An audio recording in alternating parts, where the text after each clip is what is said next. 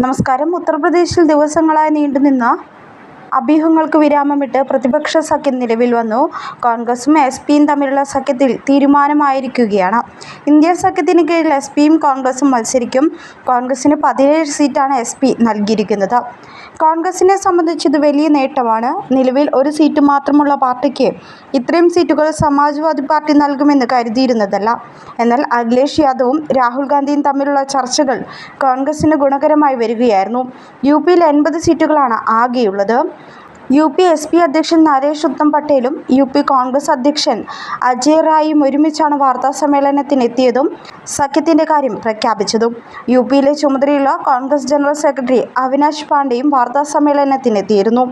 ബാക്കിയുള്ള 63 സീറ്റിൽ S P അടക്കമുള്ള പാർട്ടികൾ മത്സരിക്കുമെന്നും പാണ്ഡെ പറഞ്ഞു. കോൺഗ്രസ് 17 സീറ്റിൽ മത്സരിക്കാൻ തീരുമാനിച്ചുവെന്നും അവിനാശ് പാണ്ഡെ പറഞ്ഞു. റായ്ബറേലി, അമേഠി, ഖഡിയോറിയ തുടങ്ങിയ മണ്ഡലങ്ങളിലാണ് കോൺഗ്രസ് മത്സരിക്കുക. ഇതിൽ അമേഠിയും റായ്ബറേലിയും കോൺഗ്രസിൻ്റെ ശക്തമായ കോട്ടകളാണ്. എന്നാൽ ഇതിൽ അമേഠി 2019-ൽ കോൺഗ്രസ് പരാജയപ്പെട്ടിരുന്നു. ഇത്തവണ അത് തിരിച്ചുപിടിക്കുന്നതിലായിരിക്കും കോൺഗ്രസിൻ്റെ പ്രധാന ശ്രദ്ധ. അതേസമയം റായ്ബറേലിയിൽ ഇത്തവണ സോണിയാഗാന്ധി മത്സരിക്കില്ല. പകരം ആര് വരുമെന്ന കാര്യത്തിലും അഭ്യൂഹങ്ങൾ നിലനിൽക്കുന്നുണ്ട്.